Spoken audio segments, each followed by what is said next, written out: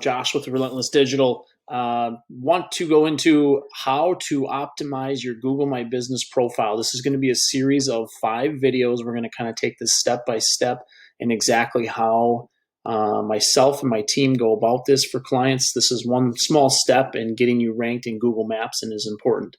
So the first thing that we're going to go, and if you guys want to open the screen while you're watching this, open up your info tab in your Google My Business profile. If you do not know how to get there, you can always go up here into the Google Apps and select My Business and make sure you're logged in, of course. So we're not going to go over the categories section. That's going to be a separate section, and so is service areas. However, this is very important to entirely fill out what Google gives you. Google gives you this information for a reason. They use it for a reason. So if you have a physical location and you're just opening up, make sure you verify that with the postcard. There are some ways to do it with a phone call, but it is not as relevant and the same as getting the postcard on site.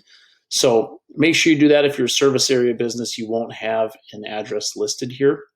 However, if you are a service area business, the address that you choose to get a postcard sent to will still be the address that Google uses for to pull information for you for relevancy and proximity.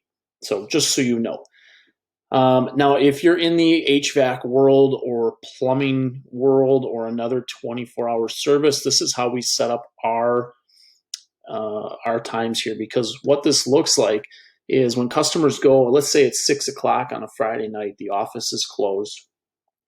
It will still show that you're open, whereas competitors might show as you're closed. Now, if you're really looking to be aggressive and grow, this is a great way to pluck clients from another service provider, because if it says that they're closed and you're open, well, they're going to end up calling you and calling your answering service or whoever takes care of your after hours phone calls. Additional hours here. Now for us, again, we're open 24 hours every single day of the year. So this is where you would put special hours, or this is something that's a little bit new for Google. Doesn't really pertain to home service businesses that much unless you have some kind of a delivery or pickup service of some sort. So something to keep in mind. This is always changing. This is why it's good to go through your Google My Business profile regularly. Here's where you would put your holiday hours. So actually, since we're doing this live, we'll just confirm that these are all 24 hours. And save it. Now, generally, when you do make a change on Google, I would highly recommend making 1 or 2 changes at a time and let those get accepted first. If you change too much, too fast, then all of a sudden you're gonna, you might get a soft suspension where you got to send some information in to re-verify your listing. So just keep that in mind. So this is something that's very interesting, especially now that a lot of you guys have CRM programs with tracking phone numbers, or use CallRail or call tracking metrics, or one of the number of call tracking services available, is you are allowed to put a tracking phone number on your Google My Business profile. So for us, this number right here is actually our main line. This is our main local line. Within ServiceTitan, I grabbed a tracking number, created a marketing campaign for the Google My Business portion of this. So anytime someone calls in, they know right away that this is a Google search or a Google My Business call. This also helps me attribute revenue to this marketing campaign, so that way I can understand how many calls are coming in, how many are new clients, how many are existing, and what the revenue we do from that, so I can kind of get an idea what our average ticket is when these clients call in through our Google Maps profile. These things here, not super important. You should probably create a profile short name, and you can see it can be changed a couple times. So what you can use this for could be something like professional services, AC repair, Wisconsin, professional services for furnace repair if it fits. As you can see, only got 32 characters here.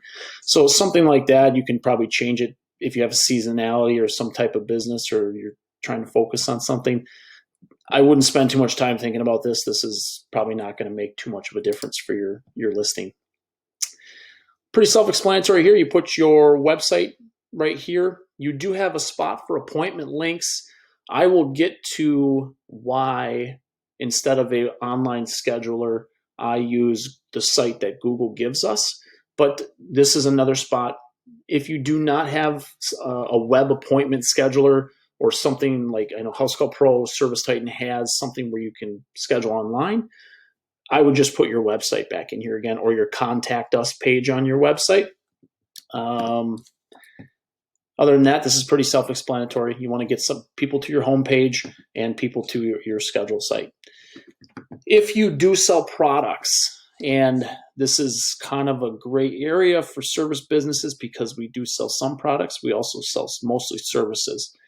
So you can put products in here. I'll show you what that looks like. So we do have some, and these are basic products. These are different services technically that we offer, but I do have them listed here.